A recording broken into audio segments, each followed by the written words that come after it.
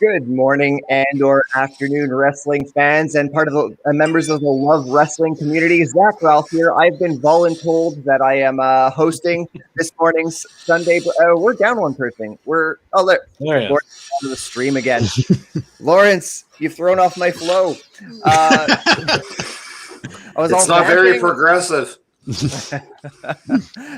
Again, I was feeling it. I had like the right rhythm, and now I'm like all thrown off because you fell out of the room. But that's okay. We've got a good crew as we we got a good crew as we always do. But before we introduce them, we should say hello to the good people joining us in the chat. First off, we got Don Lewis. Good morning from Bubba Duke and the Turnbuckle Studios family. Thanks for joining us. Pluggo dropping every Twitch emoji we got in the bank. Ivan Thomas, thank you so much for joining us. And yeah, Pluggo, you said it best. It is brunch time. Thank you all for joining us this morning and or afternoon, depending on what time zone you are tuning in from. Zach Ralph here. To my side, we've got Chris Parrish. How you doing, friend? I'm doing well, thank you. How are you? I am well, and over to his side is Alex, the Ecto guy, the host of Love Wrestling Figures. How you doing, man? I'm doing swell. How about yourself? I am doing well. Below me, Lawrence, who is enjoying a swig of energy drink. How you doing, bud? Oh, I'm doing great. A little tired, but I'm happy to be here. Excellent. And last but certainly not least, with a beautiful cache of horror paraphernalia behind him, Bobby Munson. How you doing? I'm doing wonderful. How about everybody else? Sounds like a unanimous. We're doing great today. A few more people to say hello to. Dare Amazing. I haven't been in all the streams lately, but I haven't seen you in a while. Thanks for tuning in. Snug67. Good day to you as well, friend. Astrid, I wish you were in the stream. Hope you consider joining us during Sunday brunch, but thanks for tuning in all the same. And we are Dark Order North. Good day, peeps. I didn't know Dark Order had a North chapter. That's pretty cool. Everybody has a North chapter. Well, guys, we're kind of coming in dry. We didn't really come in with any kind of topics in mind, but again, last night had left a lot of wrestling discussion to really talk about. So I don't know, where do you want to start? I'm going to put Parrish on the spot. Well, it was pretty active in our chat. We can talk about the whole Josh Alexander scenario last night, where I think it's really. I think it's all about perspective and how you look at it, because I said it reminded me a lot about how Daniel Bryan beat John Cena for the title, and then only Randy Orton was to cash it in. So you had a moment where someone that you really wanted to become the guy got it taken away quickly. But I do look at this as a potential spot for Josh Alexander just to be looked like he's a bigger star at the end of this, only to become a champion again. I don't think it's just we're taking this moment. I don't think it's just I think you got to look past of where they're going to go with this. I do believe that they have a larger plan in place, and I think they picked a really good person to play the villain in Moose, because Moose just has that I don't like you aura about him. So it just makes Josh Alexander more sympathetic. And it's going to be an amazing day when he actually does dethrone Moose and become the Impact World's Champion. So, I don't know. I thought it was a great moment. I thought it was storytelling at its fine thing. So, what you guys think? Yeah, you know what? I'm not really crazy about cash-ins in general. If you're gonna do it, fine. That's just an existing plot device that exists in the whole pro wrestling lexicon now, and we kind of have to live with it. I'm not really. I'm not going to delve into the reasons I don't think Moose was the great choice for this, because I don't think he's someone who should be prominently featured for a litany of reasons. But I would have loved to see another heel have this opportunity to maybe make a big moment for themselves, as well as Josh Alexander down the road. I'm not too entirely familiar with Impact, so I couldn't say who that might necessarily be. Perhaps Ace Austin or someone else who's got some buzz to him. Bobby, I know you are also really not keen on the whole concept of cashing in pro wrestling. How did you feel about that? Yeah, I didn't actually watch it, but I've heard all about it. And again, like you, Zach, I'm not keen on cash-ins. I think it's been overdone, and really kind of needs to go away, or else done differently. A cash-in could be cashing in for a big moment at a big event, having that match opportunity. Again, I also kind of agree with Parrish that, picking this spot isn't necessarily a negative thing at the same time either, because the heat it derives for Moose is going to be a heat that they can use going forward, and it also creates sympathy for Josh Alexander as well too, in making him a sympathetic babyface. So there is some good in it as well too. So I can see both sides of the argument. Yeah, I think that's very well put. Alex or Lawrence, I'll defer to you. Do you have anything to say on the subject of the Moose shooting his shot or calling his shot, whatever the vernacular is with Impact? Go ahead, Lawrence. Oh yeah. Oh, like, whoa. Oh no! Ticket just failed hardcore. We got to clip that so bad. That was the funniest thing I've ever. Oh my god! He just tried to jump on the table and he fell off the side onto my storage that's to the side of my desk. You okay, buddy? His moment. Yeah. Oh my goodness. Okay, you guys carry on. I'm gonna. Ticket was calling her shot. It's Ticket's I'll be time back. I'm now. just gonna go check on him. Yeah. So, getting back to the topic, Lawrence or Alex, what do you guys have to say? I kind of I don't mind cash-ins so much because they especially works, I think, a little better in WWE because the storylines do get monotonous, and it's a way to jump starting somebody who might not be directly in the title picture, or giving somebody some heat for a little bit. I don't think Moose, again, I agree with Zach here that Moose is the best person for several reasons, but it does the end result, I think, could work out if they pull it right. The Josh Alexander, been watching his promos lately, doing a great job there, pulling off the sympathetic baby face, and everyone's cheering for him. If check Twitter last night, a lot of people just love the man outside of the ring, and that sort of melds well with the character he's playing inside the ring. So everyone just wants to see this dude get his victory, and I think they did a good job of pulling the rug from under him and sort of surprising people. Yeah, Josh Alexander has become a really easy guy to root for. Quest for Jewels, thanks for clipping the run-in. As you can see, Ticket is safe and sound and all well in the world. Usually he'll invade the whatever stream I'm a part of, but he's going to be an honored guest while I coddle him through his injuries. Plugo asking if Moose took me out. No, nope, not the case. Just my cat. But there's another interesting topic from last night, another set of new champions that Plugo brings to the table, the Inspiration becoming the Impact Tag Team Champions. How do we think, friends? Alex, you went with the iconic pose, so you're first up. I absolutely love this tag team. Both these women, they were great as the Iconics in WWE, and I think for a little bit, I heard Josh Robinson from Australia just sitting on my couch, during that moment. But yeah, it was great to see them come back. The crowd popped really well for them. They had their little bit of a entrance there, the special entrance, and it was just really good to see them back. And what other way to hit a slam dunk than have them come in and win the tag titles and then go from there. They can do whatever they want. They can be however they want, and they'll be over. Yeah, they're just like those. They've got it, that you plug them into any scenario, and they're probably going to work. Parrish, what do you think of this one? I thought it was the most obvious choice. I think with a lot of the buzz that both McKay and Lee have going into this, I think a lot of people just wanted to see this. And I think unlike kind of what we saw with the World Championship, I thought this was just something you had to do to help really solidify that tag team knockouts championships a little bit more too.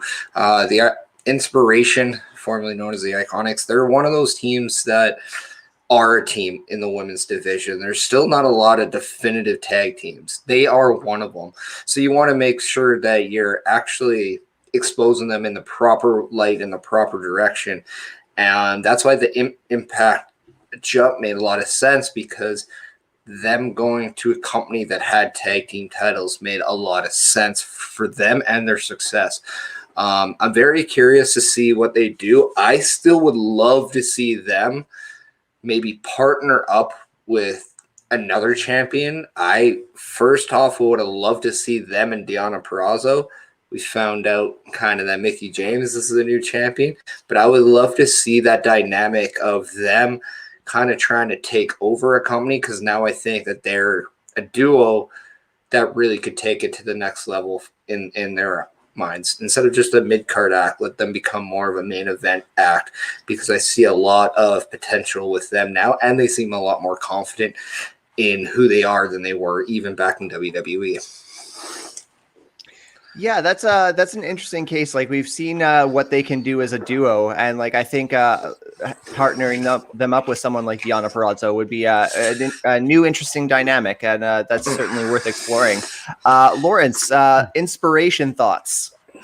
Oh, I like, clearly I love them. They're one of the best, like, straight up entertainment teams, and they're like, it should be noted, it's not easy to hit those comedy elements and like hitting those looks to cameras all the time, and they just got it like some of the best in the business.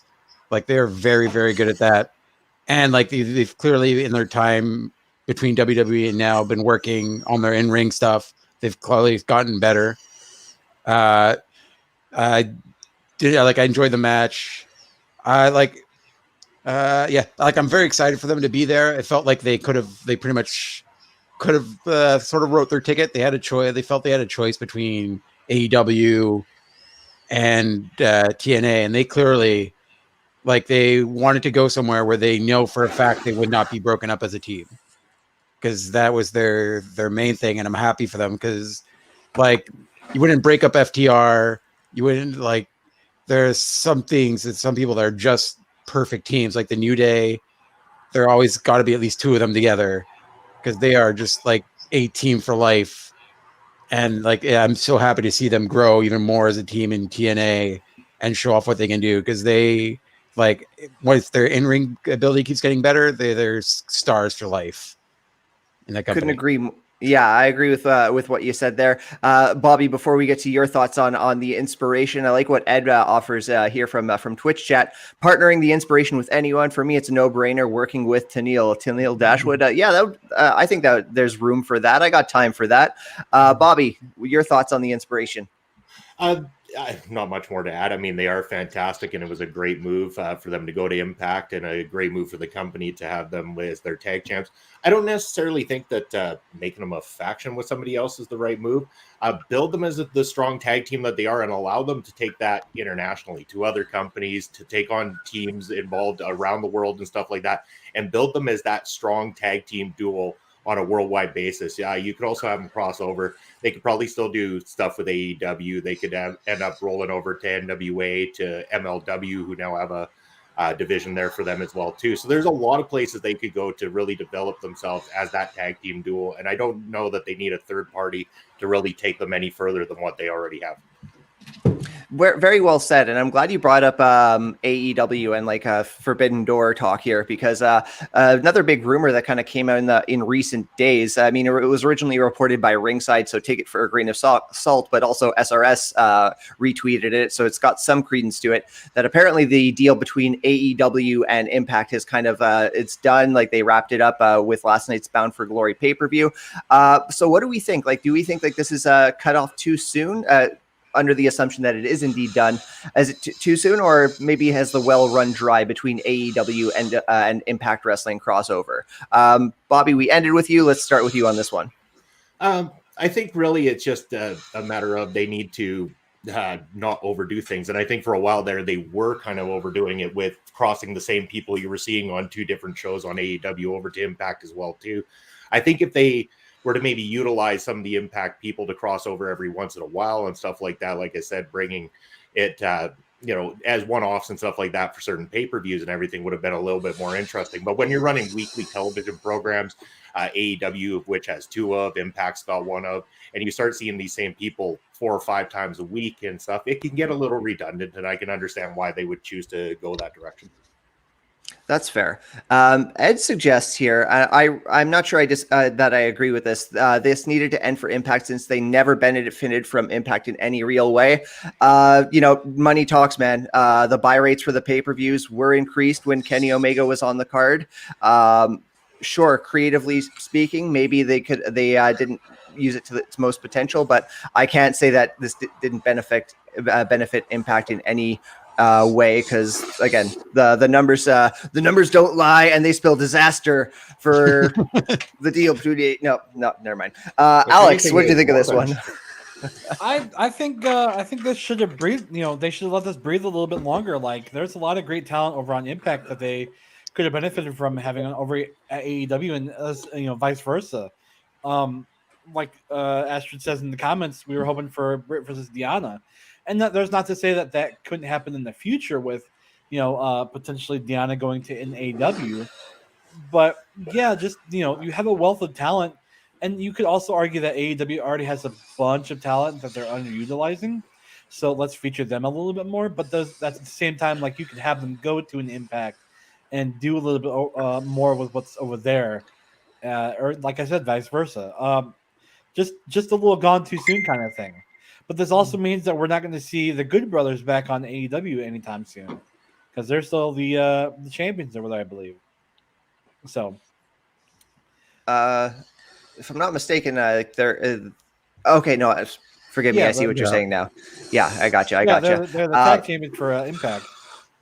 Yeah. Parrish, what are your thoughts on the matter? There was an episode of Impact where I believe Kenny Omega was the Impact champion, and I thought it was one of their lowest rating shows. So I don't know. Like, I don't know. Like, I kind of do agree with Ed in the sense that I don't feel it really benefited a lot of the Impact wrestlers all that often. Like, it definitely didn't open many doors for the women.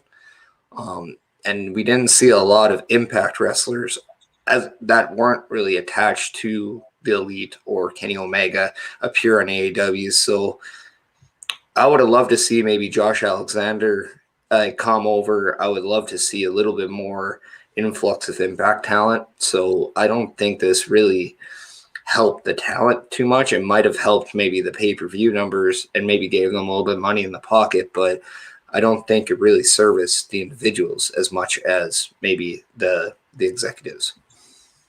Yeah, I think I agree with that, with what you're saying there.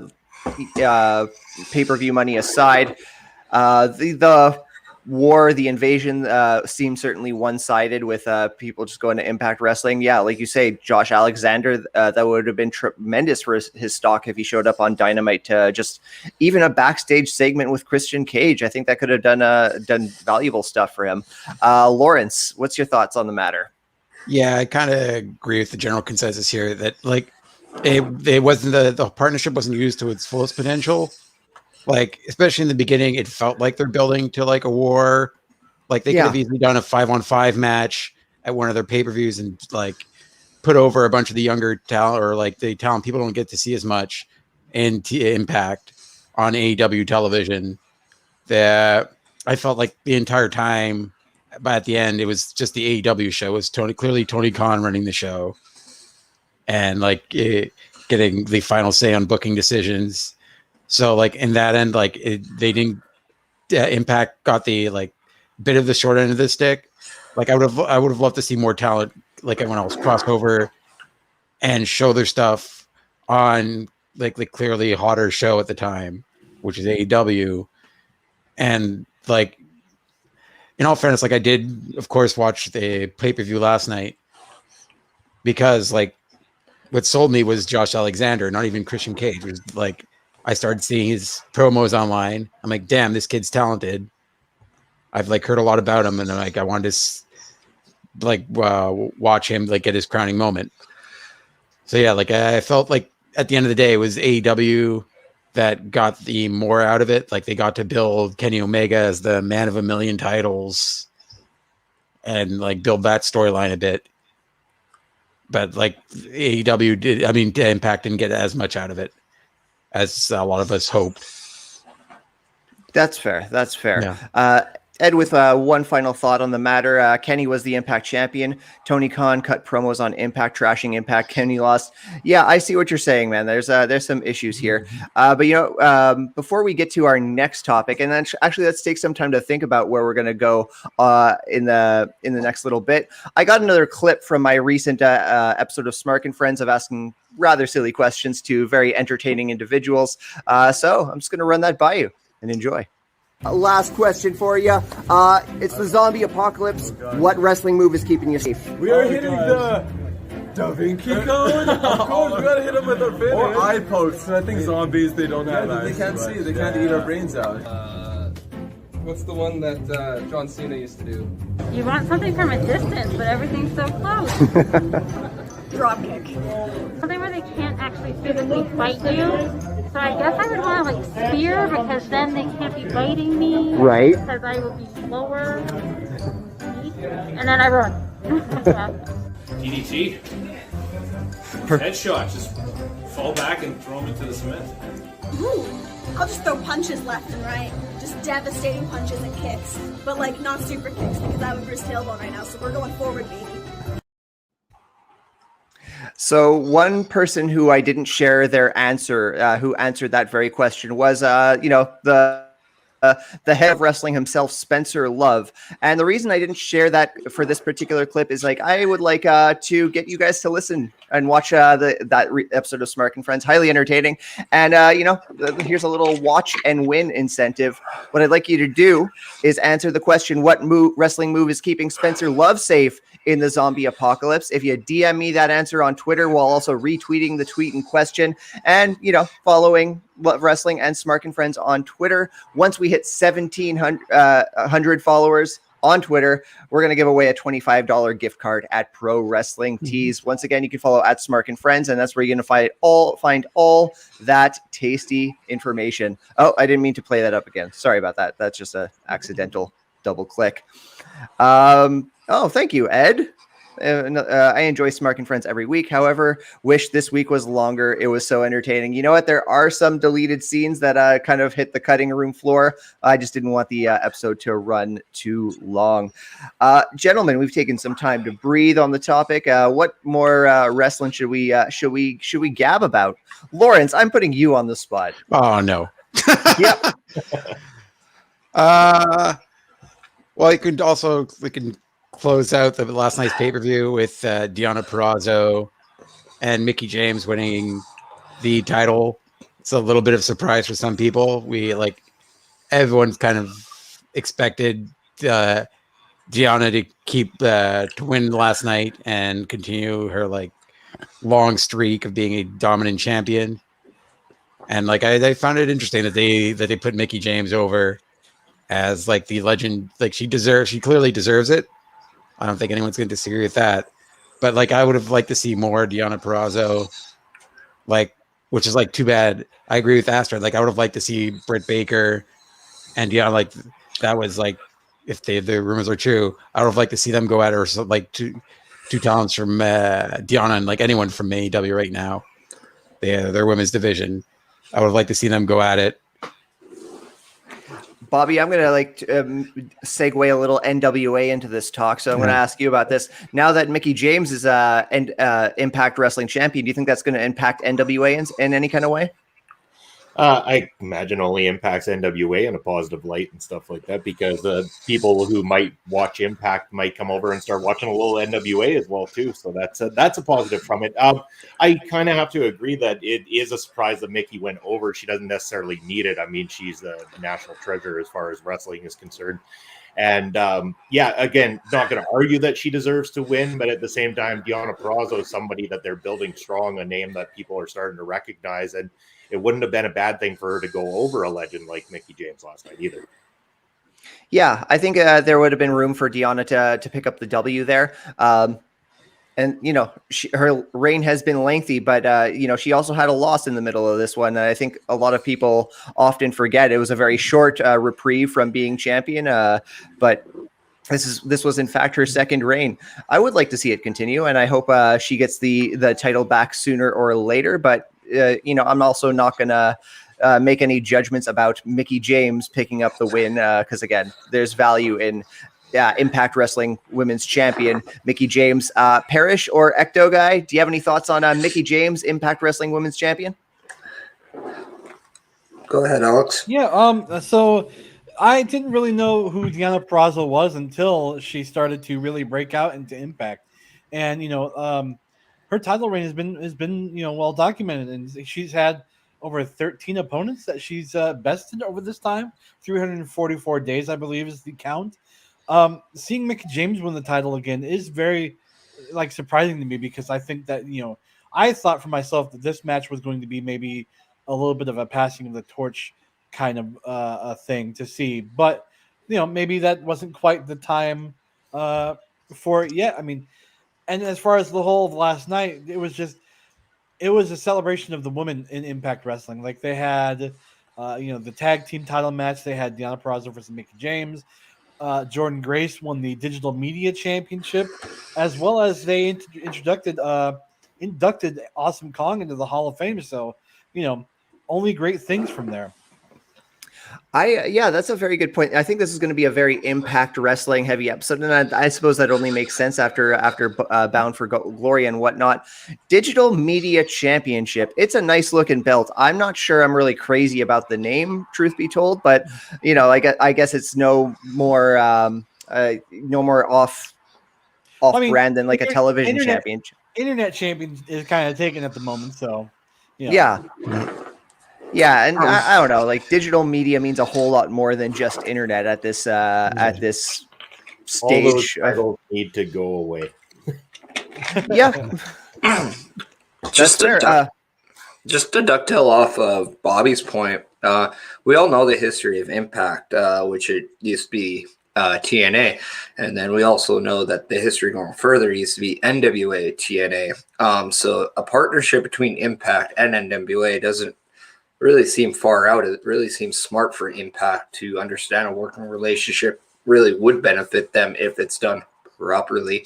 But I think this could open up a lot of floodgates here. We could possibly see Deonna Purrazzo and Camille at some point. And who wouldn't want to see that? Like, at what point, who wouldn't want to see maybe Deonna come over to the NWA and maybe take that division by storm, only to kind of allow Mickie James, who is now the female vet in pro wrestling, to kind of work with the young up-and-comers in TNA, while we have Deonna Purrazzo really stepping the game up of the women in NWA. I think this could be a very healthy relationship in the women's division there.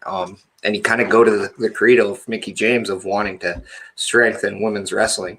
And with that being said, we could also see the Inspiration move over and do some stuff in the NWA as well.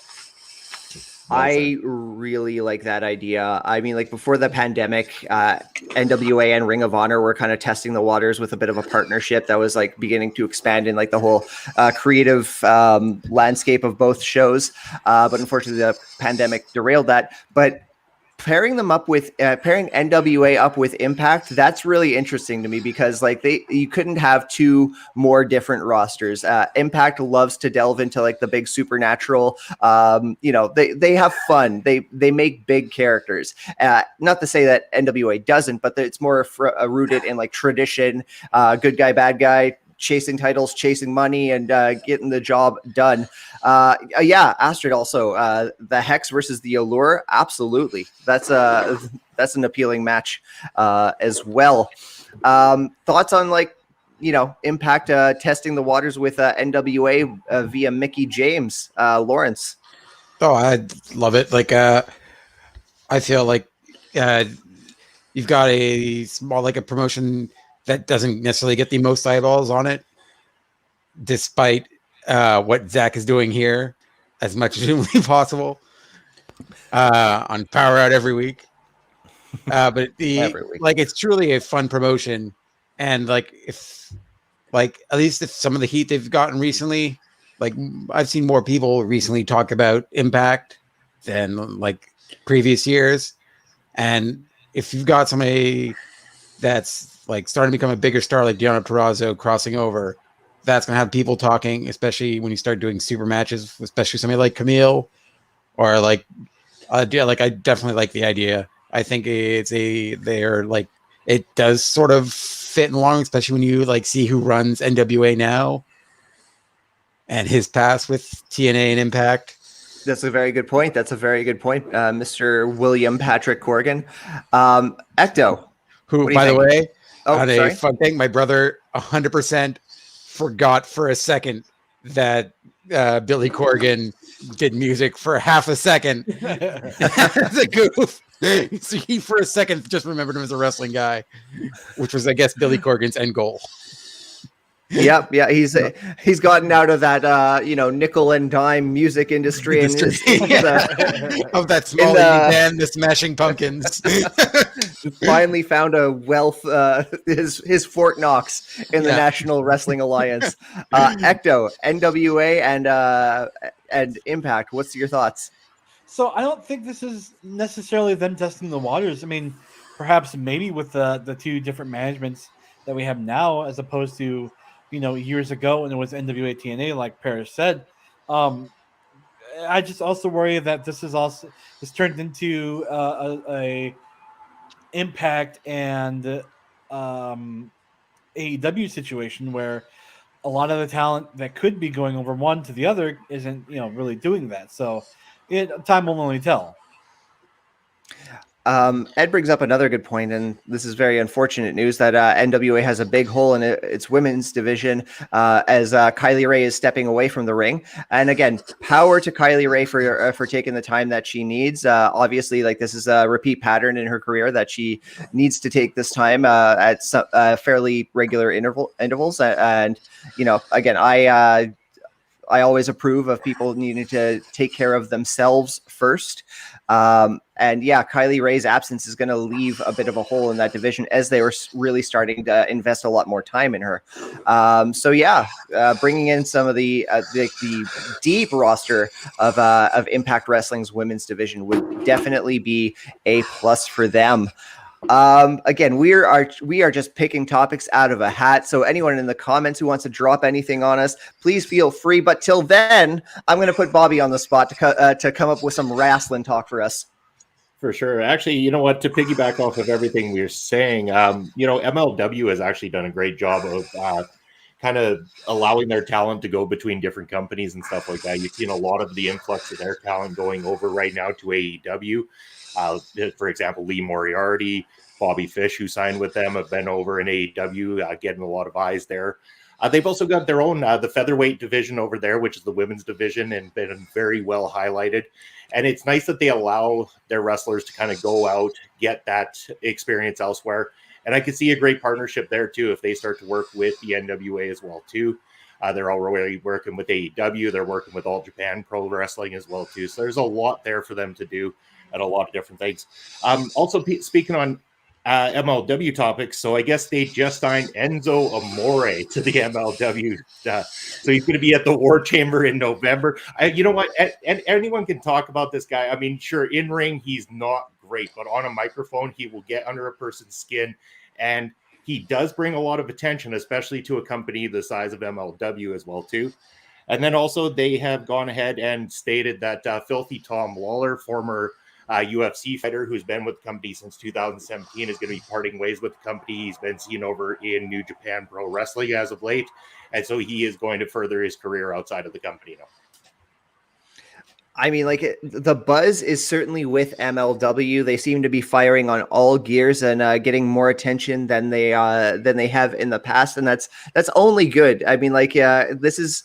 I almost see them as a bit of a dark horse promotion because, we're all talking about social media is always talking about Twitter WWE, AEW, to a lesser degree, Impact Wrestling, and Ring of Honor, MLW is starting to pick up that steam and be involved a little more presently in a lot of these conversations. And I think it's because of moves like the ones that Bobby just outlined, as well as Fatu versus Hammerstone, which they, from what I understand, had been building for a very long time and had really delivered on the match itself as well, which is that's just a positive on the whole wrestling landscape.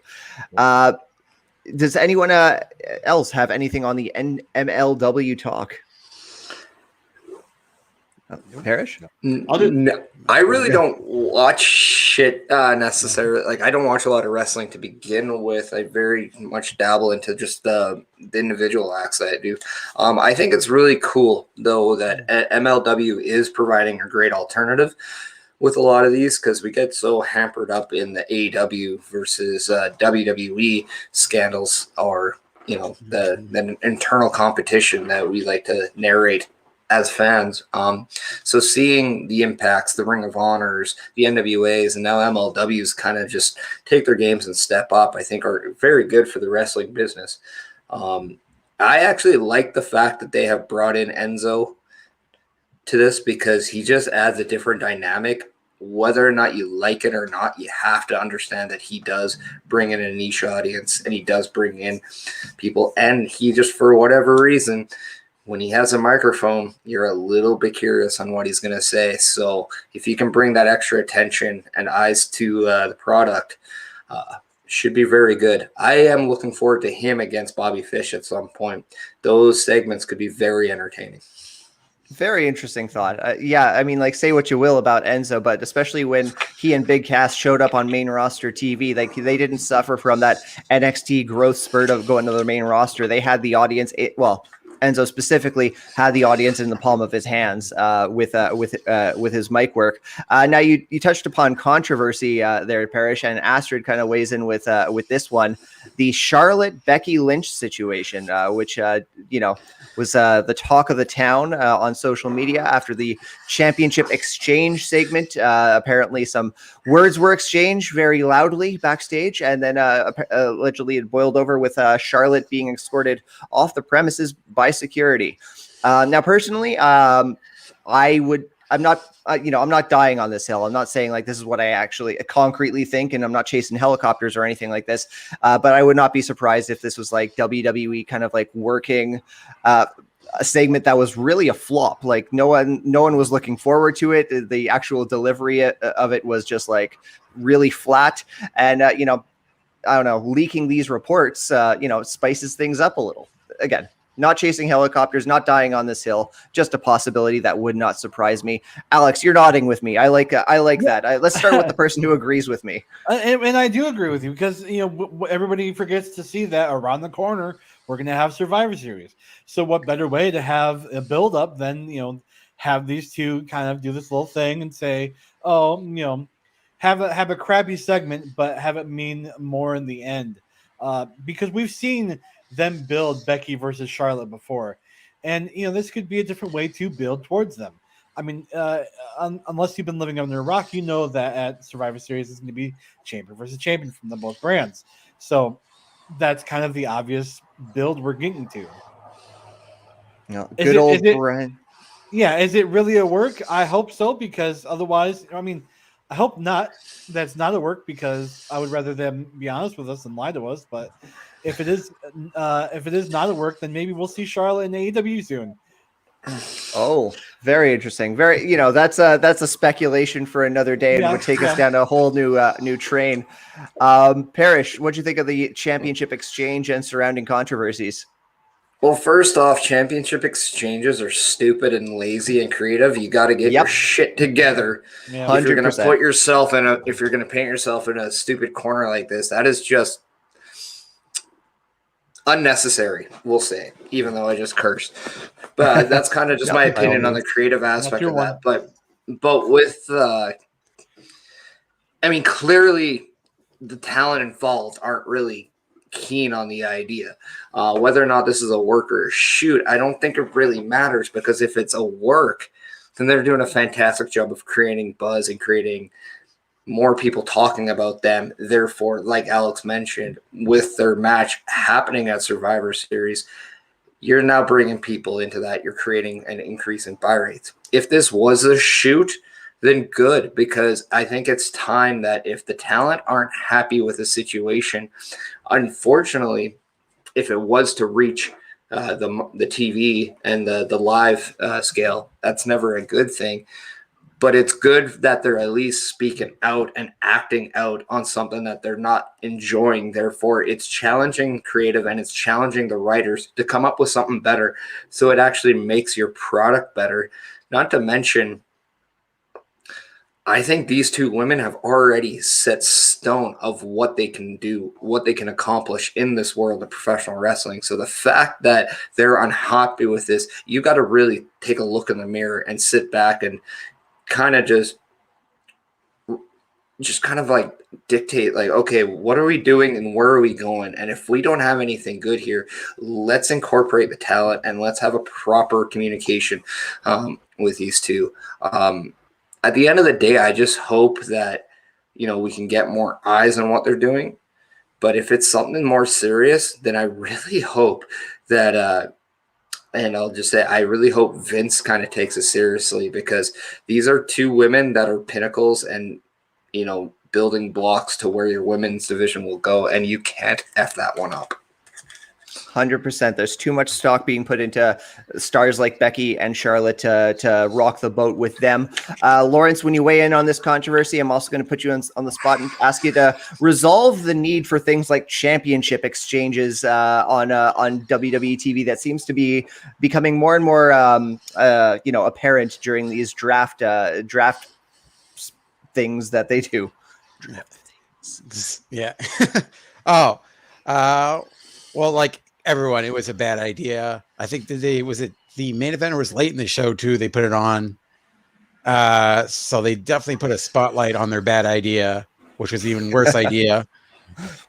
Like, you're supposed to hide the negatives as much as possible. And I would credit, if it is part of the storyline, both times, either way, I give both huge credit to Charlotte and Becky, who in that moment, if it was 100% real, the improv on both of them was well done.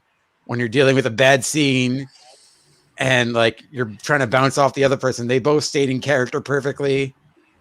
They tried to do exactly as both their characters would, because they're both just almost the same person.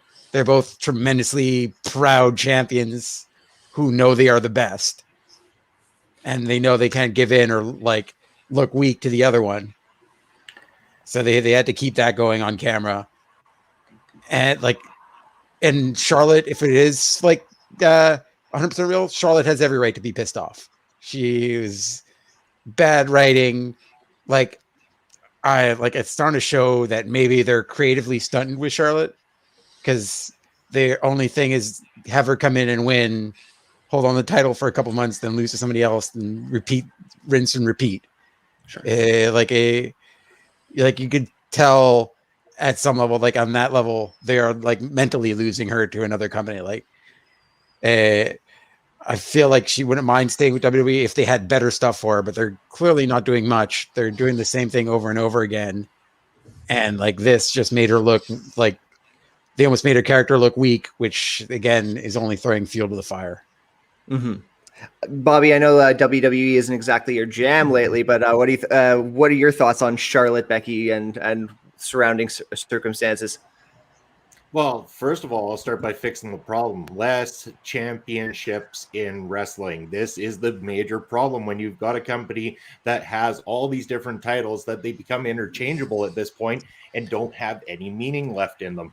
If they had one women's champion, it would allow them to build bigger storylines for the championship and do more with it. Have the champion cross over to Raw and SmackDown and stuff like that would be a lot more entertaining and a lot more interesting, like they had done with a previous draft back in the early 2000s. That being said, I think this whole thing's a work. I mean, WWE is desperate at this point for any talk on social media or any place at the moment. And I think that in a world where a lot of people are very much aware of how wrestling works and how it's performed for many, many years, they've got to come up with alternative ways to try to get the fans involved and make them think that something's real. And the only way to do that is to create these so-called backstage things that aren't necessarily on the television show or in production and stuff like that, and have the internet talking about them, leak them to a few of the rumor sites, the dirt sheets and stuff like that, and get them out there for people to read. And then the buzz is created.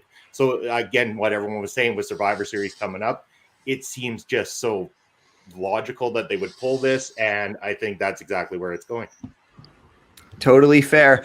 Is it a work? Is it not a work? Only a handful of people know, and us mere mortals are here to only speculate. But I think, yeah, I'm with you, Bobby. I think it's a backstage work with a leaked report. Last topic we're gonna jump into, and I'm not going to weigh on this too much because this is not a subject I can speak on intelligently. But the G1 finishing up, and Shibata returning to the ring. Who's got the eyes on New Japan amongst us? Well, thanks for ruining the show, Ed. I'm kidding. I don't know. I didn't get to see it, so I have no idea. Yeah. Fair enough. Well, yeah. Aren't we the most informed group? I mean, Love Wrestling has a show that reacts to the NW or New Japan Pro Wrestling, and neither one of us are on it, so I think that would be very definitive on. Yeah, where's Cody when we need him? Yeah. Yeah, we need Cody and company. But with that, we're coming towards the last 10 minutes of our show. Alex, unless you're privy to a commercial that I'm unaware of, do you got something? I don't. I mean, if you want to highlight the week going on. Yeah, let's jump into that before we maybe wrap this up. But we got a week ahead of us here at Love Wrestling, as we always do tonight. Josh's legacy of okay, that's much shorter than I wanted it to be. Can I ask you guys to vamp for a moment while I pull That's up what she said. While I pull up a proper. Oh, now you throw me off. Afford me just one moment. What are you guys looking forward to in wrestling in the coming weeks? Eddie Kingston versus Bryan Danielson. There you go. Very good. Boom. A very good Boom. shot. Well, Lawrence, if you go ahead. Lawrence. Nope. Yeah, I'm enjoying the tournament in AEW. I would like that promo. Like I love Eddie Kingston. I've said it multiple times. Like, and they're sort of playing Daniel Bryan as the heel here, which I love. Like this sort of like telling Eddie Kingston of all people he doesn't work hard enough when he had to claw to get to AEW. So yeah. Well, if you're living in the Edmonton area, I'm looking forward to RCW Night 2 of the North American Championship Tournament, where I do take on Nasty Nate. I got to put out my plug, Canadian Goose style. But, what I'm definitely looking forward to is, as someone who does watch WWE and AEW, I do want to see now how this new draft results are going to take an effect. We saw SmackDown start kind of with it on Friday, and it didn't really, I think, look like you kind of notice much of a new roster. I think Monday you will. So I'm very curious to see that. I'm very curious to see kind of where they go next with the Hangman Page stuff on Dynamite moving forward. So it should be very interesting because it looks like the stories are you're really kind of in that flux of storytelling with the major companies. So it's very interesting for me because I'm a big fan of the storytelling. Lots to be excited for, certainly. Alex, what's got your attention this week? A lot of things. I went back and I watched a little bit from Dynamite last night, and I listened to the Kenny Omega promo. And of course, the super Click or the Elite versus the Dark Order on the Halloween edition of AEW is going to be interesting. But I had a moment of thinking, like, what if Omega does go over on Hangman and Hangman doesn't win the title? Like, for an instance, I thought maybe they would do it, but time will tell. That's a thought. I think that'd be a very bold move not to pull the trigger and put the belt on Paige. But again, time will tell. Full gears ahead of us. Wrapping up from the comments of what people are excited for. Astrid weighing in with Deeb versus Sheeta this coming week, and of course Ed looking forward to Halloween Havoc, which is a perfect segue into what this week looks like at Love Wrestling, and it works this time. I got a functional banner here. There we go. Tonight, Josh Robinson's Legacy of covers the story of Victoria. On Tuesday, NXT will be covering Halloween Havoc, main evented by Tommaso Ciampa and Braun Breaker. Power Out's going to be taking a brief hiatus because this is a big night for Halloween Havoc, and we want to afford NXT all the ample time they need to discuss what is surely to be a major event. On Spencer Love Interviews is coming Wednesday. Hot Sauce Tracy Williams of Ring of Honor sits down with Spencer himself. Later on, we've got a special interview with Speedball Mike Bailey, which is going to be conducted by Lawrence. This will be Lawrence's first go at interviewing here at Love Wrestling, so it's going to be exciting. Thursday, we've got Between Two Beards, and of course, it's the last Thursday of the month, so it will be Quizplex. Saturday, you know what, Alex? I always include Love Wrestling figures, but I'm not always sure if it's the case. Will we have Love Wrestling figures this coming Saturday? It will be there. Don't worry. Excellent. Forgive me. Early when shows are new to our roster, I'm not sure what's weekly, and I'm not sure what's semi-weekly. Thank you for. I could have lost my arm, but I will still make sure an episode gets out.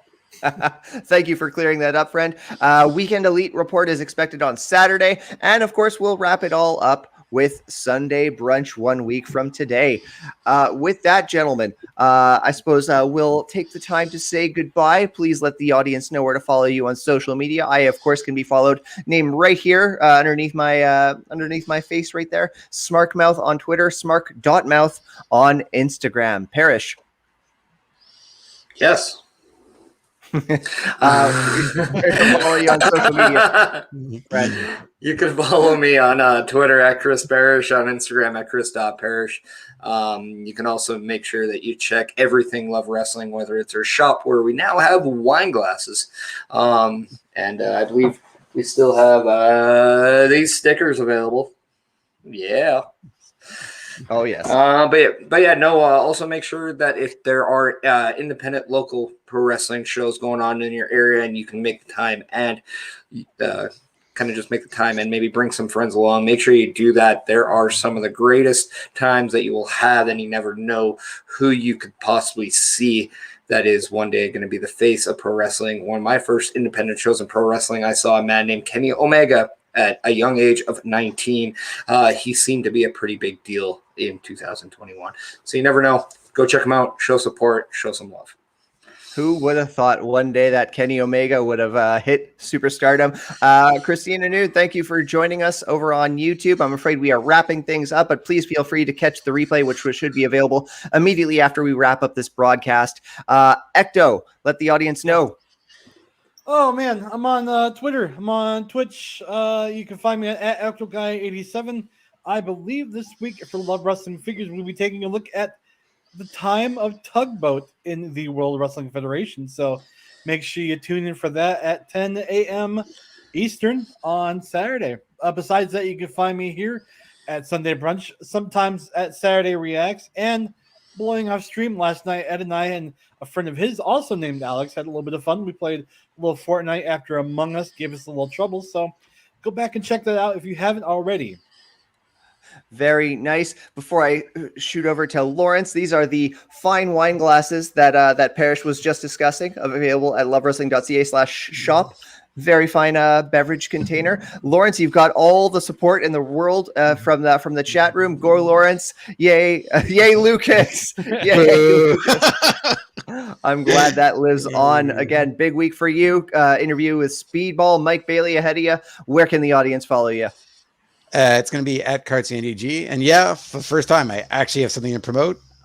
On Wednesday, I will be talking with Speedball about the Friday night speedballs he's been doing. I was lucky enough to attend one last week.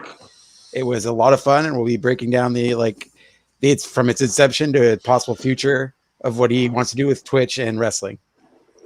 Very cool, very cool. And not just Bobby Munson, but also Kitty Munson. What are you up to this week? Well, first of all, celebrating this old gal's 10th birthday with us here today. So, I mean, that's kind of special. She's joined us for the last few minutes.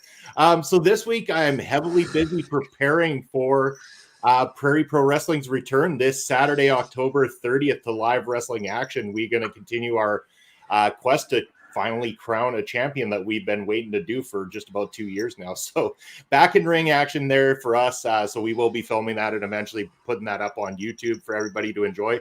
But in the meantime, we actually just dropped the other 4 matches from our first rounds of the tournament.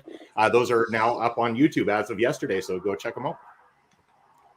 Beautiful. Absolutely beautiful. I'm looking in the comments right now, and a lot of people are making me wonder if we need to move Sunday Brunch up until like an hour away from now. Saying hi to Darnell. Kevin Faber, thank you very much for joining us. The very tail end of this afternoon's Sunday Brunch. Once again, we will be available on demand to watch once again right after this broadcast. Please excuse me. I'm actually having some Twitch troubles. I'm trying to set up a nice raid to support some of the great channels that also support Love Wrestling. But my Twitch is just not cooperating. Here we go. Someone else vamp for me because I'm not a good multitasker. Well, we want to definitely encourage everyone out there that if you're not checking us out, to make sure you do so, because we do want to become one of the #1 podcasts, and you can do so by going to ratethispodcast.com/lovewrestlingca. Also, make sure that, again, you're just, you're going out there, you're supporting everything pro wrestling, you're loving pro wrestling. You're making sure that you're saying yes. Bobby, what would you like to say? That's very important. We forgot to plug the sponsors today, RK Athletics. Yep. Oh. Zachary Ralphus.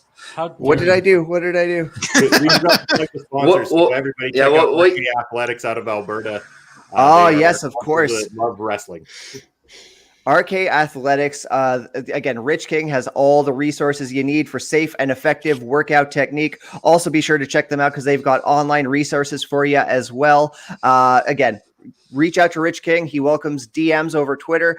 You can also reach out to at rkathletics.ca for, if you want to be a little more formal about it. But either way, let Rich know what your fitness goals are, and he will help you chase them today. Gentlemen, I found someone that we can raid. We can raid Impact Wrestling's very own Zicky Dice.